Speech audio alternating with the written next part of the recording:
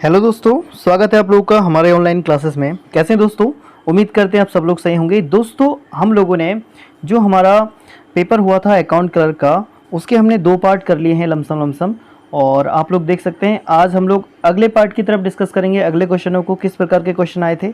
अगर आप लोगों के पास पेपर नहीं है तो आप लोग पेपर देख सकते हैं।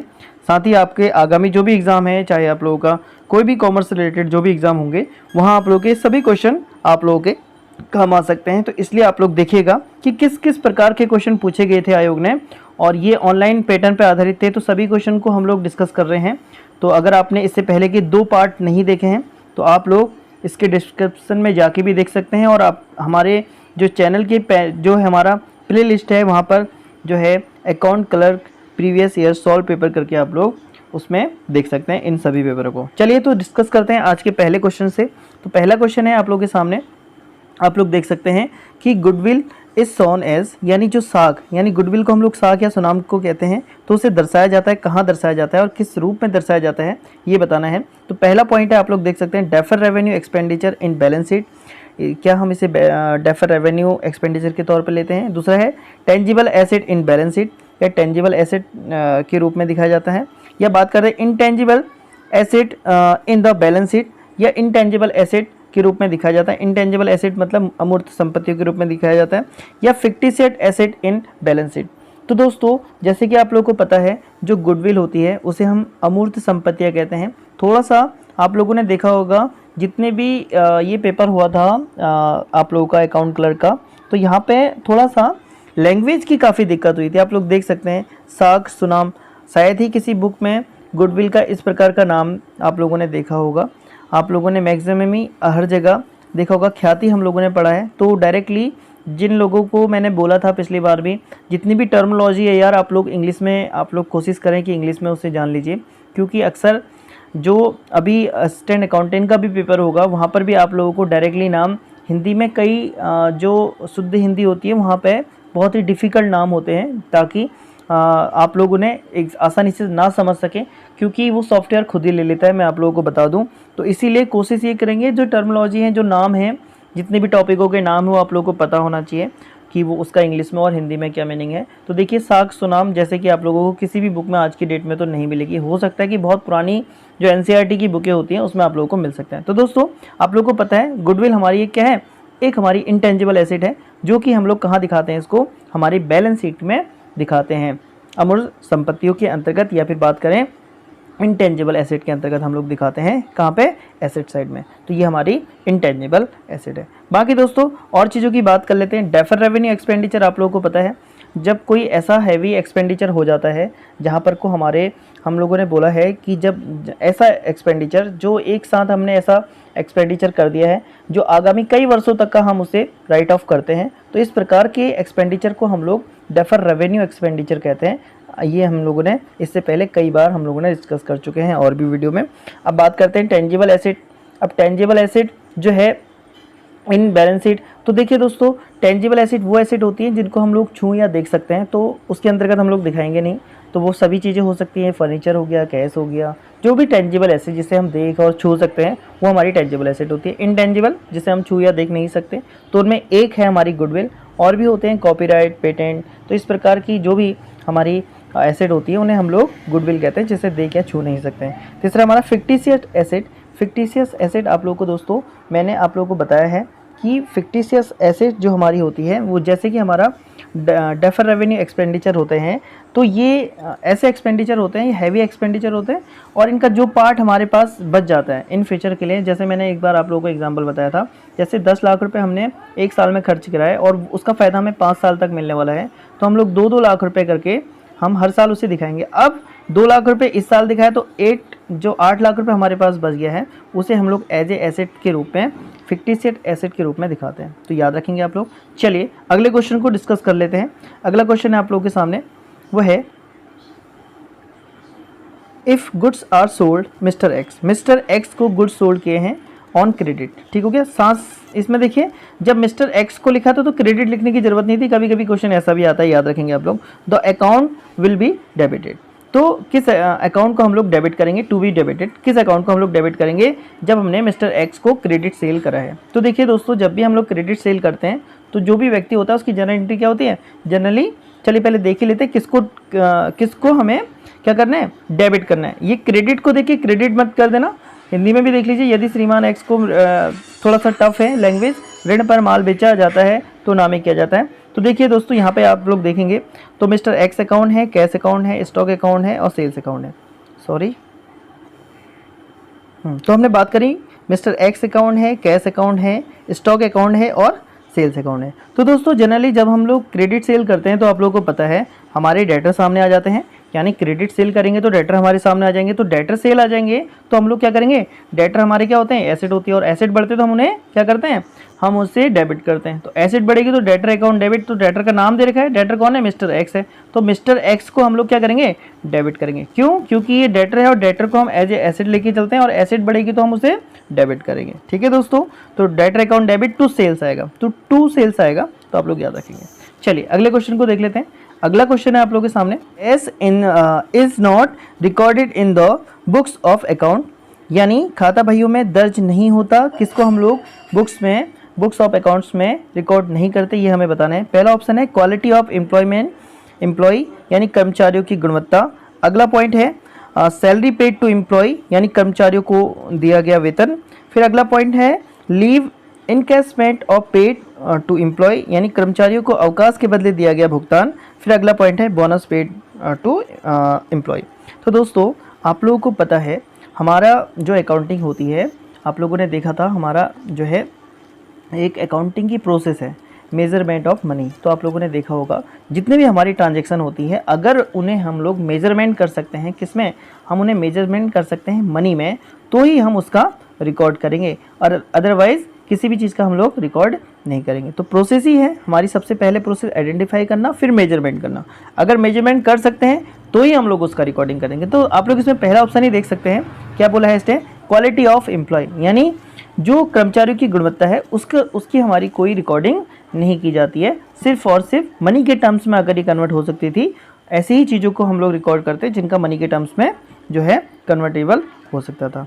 चलिए अगले क्वेश्चन को देख लेते हैं। अगला क्वेश्चन है आप लोगों के सामने, अगला क्वेश्चन है दोस्तों reliability, relevance, understanding and comparability क्या है, ये हमें बताना है। तो दोस्तों आप लोगों को पता है ये जो चार चीज़ें हैं, विश्वसनीयता जिसे हम रिलायबिलिटी बोलते हैं, प्रासंगिकता, आकलन और तुलनात्मक, ये चारों चीज़ों का क्या मतलब है, ये अकाउंटिंग में क्या है, ये हमें बताना है। पहला ऑप्शन है इसमें qualitative characteristics of accounting information, यानी लेखांकन सूचनाओं की गुणवत्ता विशेषता। अगला ऑप्शन है लिमिटेशन ऑफ अकाउंटिंग, यानी अकाउंटिंग की सीमाएं।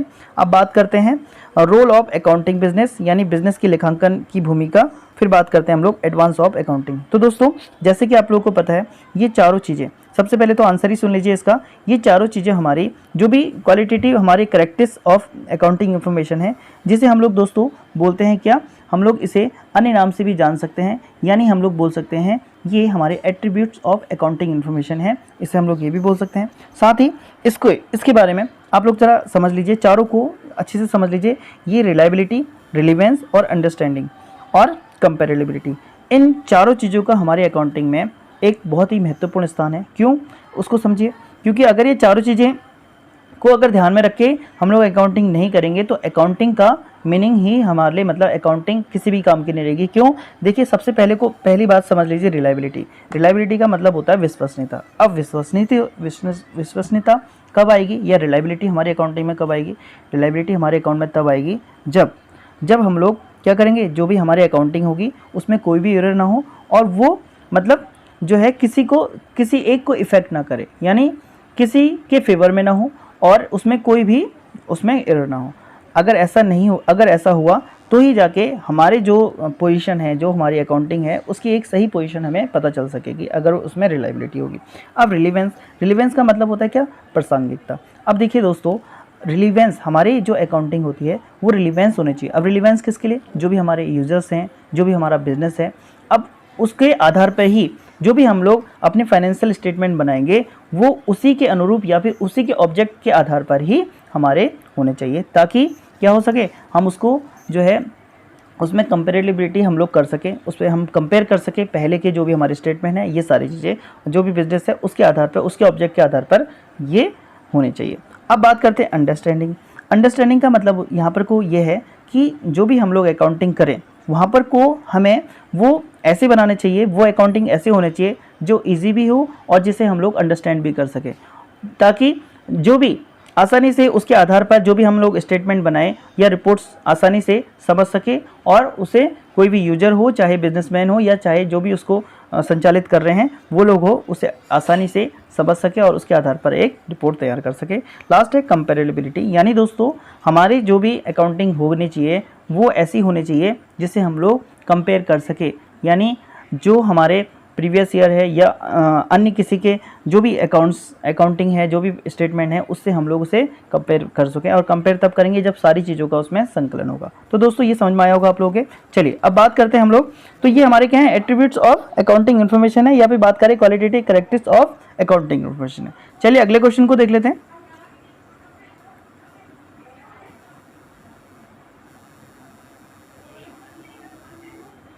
चलिए अगला क्वेश्चन है आप लोगों के सामने, if balance as per bank statement. चलिए बैंक स्टेटमेंट के आधार पर हमारा जो बैलेंस है, चलिए वो कितना है, 3000 है। After charging bank interest of 500 which was not entered in cash book, in the cash book might be reflecting balance. तो कैश बुक का जो बैलेंस होगा क्या रिफ्लेक्ट करेगा। दोस्तों यहाँ पे बोला गया है कि हमारा जो बैंक पासबुक होता है, यानी जो बैंक है वहाँ पर को जो बैलेंस है अभी बैंक के अकॉर्डिंग जो बैलेंस है दोस्तों हमारा वो कितना है, वो है हमारा 3000। ठीक है, वो है हमारा 3000। तो बैंक के अकॉर्डिंग जो बैलेंस है वो कितना है, 3000 है। अब यहाँ पे बोला गया है कि आफ्टर चार्जिंग ए बैंक ने चार्जिंग काटा है, इंटरेस्ट काटा कितना, 500, लेकिन इसकी इन्फॉर्मेशन ये इंटर नहीं किया गया है कहाँ पे, कैश बुक में। तो दोस्तों कैश बुक, अब इस केसेस में हमारी जो कैश बुक होगी वहाँ पर को वो इंटर नहीं है। तो दोस्तों जैसे कि बैलेंस है बैंक के अकॉर्डिंग, वो कितना बैलेंस बचा हमारे पास, 3000। तो जब कैश बुक में हमारी एंट्री ही नहीं हुई होगी तो ये जो 500 है तो वहाँ पे हमारा क्या होगा इस केसेस में। देखिए दोस्तों आप लोगों को पता है हमारे जो BRS होता है, BRS आप लोगों ने सबने पढ़ा होगा, तो वहाँ पर के हमारे दो चीज़ें होती हैं, क्या, एक होती है हमारी कैश बुक और एक होती है हमारी पासबुक, यानी हम कंपेयर करते हैं इन दोनों पे। अब इन दोनों का रिलेवेंट होता है क्या, उन दोनों का ये रिलेवेंट होता है जब हमारी पासबुक से हमारे पास पैसा लेस हो चुका है, लेकिन इसकी इन्फॉर्मेशन यहाँ नहीं है, तो हमारी कैश बुक क्या होगी, बड़ी हुई होगी। बड़ी हुई क्यों होगी, क्योंकि भाई बैंक से तो पैसा कट चुका है लेकिन हमारे कैश बुक में पैसा नहीं आया है, मतलब कैश बुक में हमने उसको अभी रिकॉर्ड नहीं किया है। तो इस केसेस में क्या होगा, बैंक से तो पैसा कम हो गया लेकिन यहाँ पे कम नहीं हुआ है। तो इस केसेस में अब बैंक से कम हुआ पैसा कितना रह गया है बैंक के पास, 3000, और कितना इंटर नहीं हुआ है, 500।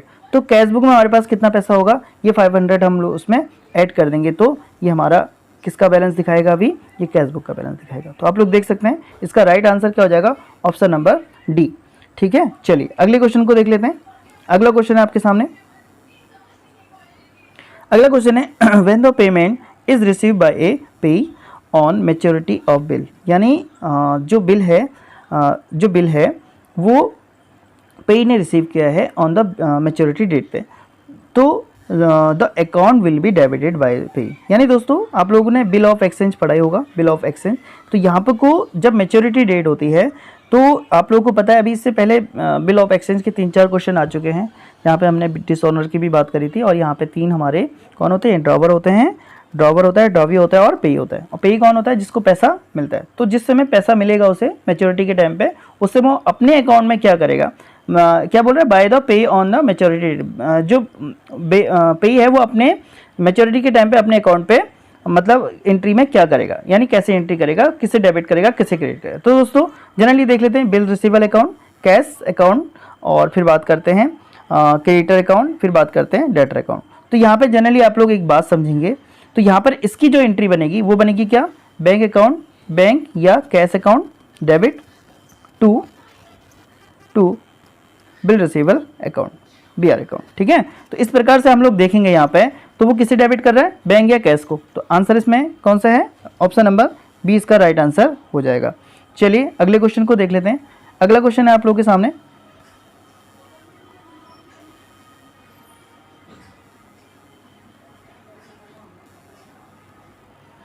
अगला क्वेश्चन देखते हैं दोस्तों। अगला क्वेश्चन है purchase of personal computer for personal use sell be debited.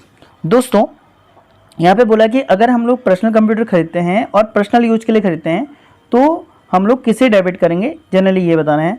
तो आप लोगों ने पता है, तो चलिए पहले डिस्कस ही कर लेते हैं चारों ऑप्शनों को। चलिए यहाँ पे पर्सनल कंप्यूटर अकाउंट, फिर बात करते हैं परचेस अकाउंट, फिर बात कर लेते हैं एक्सपेंस अकाउंट, फिर बात करते हैं ड्राइंग अकाउंट। तो दोस्तों जैसे कि आप लोगों को पता है कि हम लोग यहाँ पर जब भी हमारे पर्सनल यूज की बात आ जाए या व्यक्तिगत प्रयोग की बात आ जाए या व्यक्तिगत उपयोग की बात आ जाए, तो आप लोगों को एक बात हमेशा याद रखनी है, वो ये कि हमारे जो बिज़नेस होता है, बिज़नेस में हम लोगों के पास दो टर्म्स आएंगी हमेशा, और वो किसको लेकर आएंगी, वो आएंगी बिजनेसमैन को लेकर। ठीक है, बिजनेसमैन को लेकर, यानी उसके लिए दो वर्ड यूज करेगा जब भी वो पैसा निकालता है बिजनेस से, या और जब भी वो पैसा या कोई चीज़ बिजनेस में लगाता है, तो दो चीज़ों के लिए हम लोग यूज करते हैं। एक होता है आप लोगों का कैपिटल और एक होता है आप लोगों का ड्राइंग। ठीक है, अच्छा, जब भी वो कंपनी में या बिजनेस में कोई भी चीज़ लेके आता है, जब भी वो बिजनेस में कोई भी चीज़ लेके आएगा, चाहे वो बात करें हम लोग बात करें मनी लेके आए या फंड लेके आए या फिर कोई भी चीज़ मटेरियल भी लेके आए, कुछ भी जो भी चीज़ लेके आता है, तो उसे हम लोग डिनोट करते हैं कैपिटल से। ठीक है, और जब भी वो बिजनेस से कोई भी चीज़ निकालता है, चाहे वो पैसा निकाले या चाहे गुड्स निकाले या फिर कुछ और चीज़ें भी अगर वो लेके जाता है तो पर्सनल यूज के लिए, तो हम उसे डिनोट करते हैं ड्राइंग से। ये दोनों अकाउंट हमारे ऑनर से रिलेटेड होते हैं, ये आप लोगों को याद रखना है। तो देखिए हमने बात करी, अभी उसने क्या करा है, व्यक्तिगत उपयोग के लिए पर्सनल कंप्यूटर उसने खरीदा है। तो देखिए जब वो पर्सनल कंप्यूटर खरीदेगा, अब बिजनेस से तो खरीदेगा नहीं, ठीक है, अब वो क्या करेगा, बिजनेस से उसके बदले उसने पैसा लिया होगा, खरीदेगा कैसे, पर्सनल यूज के लिए। और इसकी एंट्री हम लोग किस में दिखा रहे हैं, अपने अकाउंटिंग में दिखा रहे हैं। क्यों, उसने बिजनेस, अगर ये बिजनेस से रिलेटेड नहीं होती तो पूछी ही नहीं जाती, तो जनरली वो बिजनेस से रिलेटेड है। तो आप लोगों को क्या करना होगा, यहाँ पे देखेंगे आप लोग, यहाँ पर इसकी जो एंट्री बनेगी, ड्राइंग अकाउंट डेबिट बनेगी, टू हम लोग क्या करेंगे, टू बैंक अकाउंट करेंगे या कैश करेंगे। ठीक है, या उसने कैश निकाला होगा या बैंक में करा होगा। अब यहाँ पे आप लोग कंफ्यूज इसलिए हुए होंगे, अगर हमने परचेस किया है क्या कंप्यूटर, और कंप्यूटर हमारी क्या एसेट है, एसेट हमारे पास आएगी, ये कंपनी के पास नहीं आ रही, किसके पास जा रही है, ये ऑनर के पास जा रही है पर्सनल यूज के लिए। जब भी पर्सनल यूज की बात आएगी ऑनर का, तो यहाँ पर को डेबिट हम किसको करेंगे, ड्राइंग अकाउंट को करेंगे। इसका right answer option number D हो जाएगा। चलिए अगले क्वेश्चन को देख लेते हैं।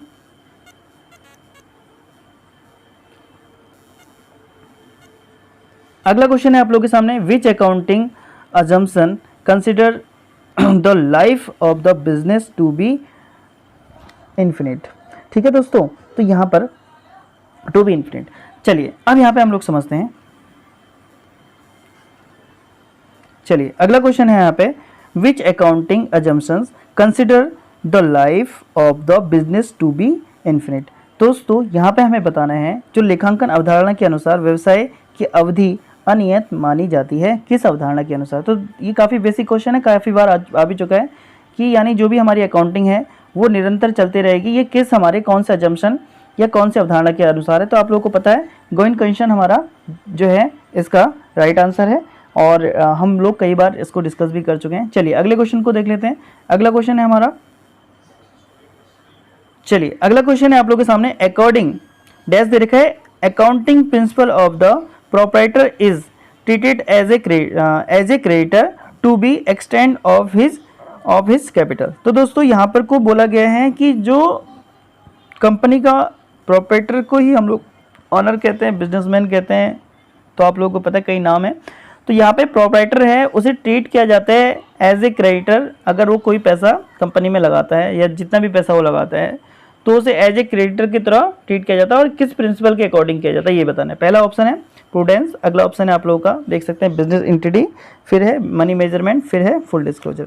तो दोस्तों जैसे कि आप लोगों को पता है कि बिजनेस की जो बिजनेस एंटिटी यानी व्यवसायिक इकाई की अवधारणा भी हम लोग, सत्ता की इकाई की अवधारणा भी हम लोग बोलते हैं। तो इस केसेस में हमारा आंसर क्या हो जाएगा, ऑप्शन नंबर बी हो जाएगा। ठीक है, यहाँ पर को ऑप्शन नंबर हमारा बी हो जाएगा। ठीक, अच्छा यहाँ पर को क्या कहा जाता है, जो भी बिजनेसमैन होता है, बिजनेसमैन या ऑनर, और जो हमारा बिजनेस होता है, ये दोनों क्या होते हैं, ये दोनों अलग होते हैं जी। ठीक है, ये दोनों डिफरेंट होते हैं, बिजनेस अलग है और बिजनेसमैन अलग है। तो इसलिए जो भी ट्रीटमेंट होगा, अगर कोई व्यक्ति, अभी हमने देखा कैपिटल और ड्राइंग दो चीज़ें थी हमारे पास, अगर कोई बिजनेस में वो लेके आता है तो कैपिटल के नाम से, और अगर वो बिजनेस से निकालता है तो ड्राइंग के नाम से हम लोग उसे ट्रीट करते हैं। इसीलिए करते हैं ताकि हमारा अकाउंटिंग, एक्चुअल अकाउंटिंग हमें पता चल सके कि हमारे ये जो बिजनेस है, बिजनेस से कितना प्रॉफिट, कितना लॉस, या फिर उसकी जो सही पोजीशन है वो पता चल सके। चलिए अगले क्वेश्चन को देख लेते हैं। चलिए अगला क्वेश्चन, तो यहाँ पे आप शायद मेरे पास फाइनेंशियल अकाउंटिंग का फर्स्ट आप लोगों का पार्ट पूरा हो चुका है। तो दोस्तों चलिए अब ये सेकंड पार्ट को हम लोग अगली क्लास में स्टार्ट करेंगे। तो आज हम लोग क्लास को यहीं पे समाप्त करते हैं। बाकी दोस्तों अगर आप लोगों ने इससे पहला वाला पार्ट नहीं देखा है तो आप लोग हमारे चैनल पे इससे पहले वाला पार्ट के हमने काफ़ी एमसीक्यूज करे हुए हैं। आप लोग हमारे चैनल के प्लेलिस्ट में जाके अकाउंटेंसी और आप लोगों का प्रीवियस ईयर पेपर के उसमें जाके देख सकते हैं। बाकी अगर आप लोगों को ये वीडियोस अच्छी लग रही हैं तो कमेंट और लाइक ज़रूर कीजिएगा दोस्तों, ताकि मुझे पता चल सके कि आप लोगों को ये वीडियोस अच्छी लग रही हैं, तभी मैं आगे को कंटिन्यू करूँगा। अगर आप लोगों का अच्छा परफॉर्मेंस रहेगा या अच्छा जो भी फीडबैक आएगा उसके आधार पर मैं कंटिन्यू रखूँगा, अदरवाइज़ फिर मैं अदर क्वेश्चंस को लेके आऊँगा कभी कभी। अगर आप लोगों को वीडियोस पसंद आ रही हैं, एक्सप्लेनेशन अच्छा लग रहा है, तो आप लोग कमेंट और लाइक, जितने भी लोग देख रहे हैं, थोड़ा भी आप लोगों को पसंद आता है तो लाइक और शेयर भी बनता है यार, इतना तो ठीक है। चलिए दोस्तों फिर मिलते हैं अगले महत्वपूर्ण वीडियो के साथ। धन्यवाद।